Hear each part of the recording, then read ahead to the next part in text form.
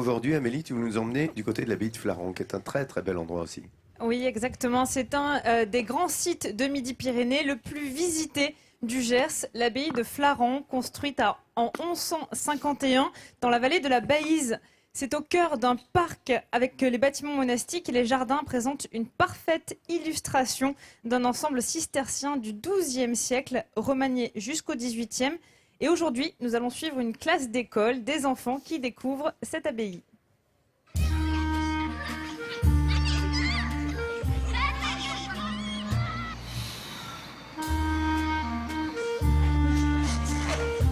Vous savez quoi? On va se déplacer comme les moines. Alors vous allez mettre vos deux mains comme ça, comme si vous aviez des grandes manches, et vous allez baisser la tête, et vous allez me suivre en silence. Et là, on va dire, c'est des vrais moines. Obéissance et silence, c'est l'une des principales règles de Saint-Benoît, règle suivie à la lettre par l'ordre de Cîteaux et par ses jeunes visiteurs d'un jour. Fondée au XIIe siècle, l'abbaye de Flaran a abrité une petite communauté de moines cisterciens jusqu'à la Révolution française. C'est un moine. Et ici, dans cette abbaye, vivaient des gens exactement comme ce moine.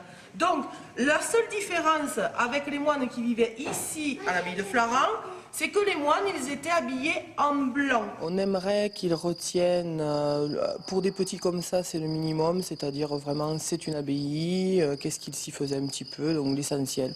C'était religieux, c'est des gens qui vivent écartés du monde et ils ont un règlement intérieur, tout comme eux, un peu à l'école. Les chants cisterciens et les prières, c'étaient les seuls moments où les moines étaient autorisés à briser le silence. L'église est la partie la plus ancienne de l'abbaye. Là, vous trouvez un espace dans son jus cistercien, si je puis dire. C'est un espace qui, pour la collectivité départementale, n'a pas du tout été restauré encore. Donc vous rentrez dans un espace tel que le voyaient finalement les moines cisterciens à l'époque.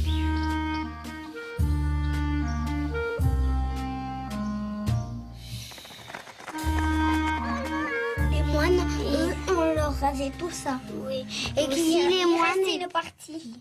Et les moines, ils faisaient leur prière. Ils faisaient que comme ça. Aussi, ils chuchotaient. Ils n'avaient pas le droit de parler, à part en faisant les prières. Et c'était à quelle époque ça? À l'époque des moines. En 1151, peu de visiteurs étaient autorisés à pénétrer dans l'abbaye de Flaran.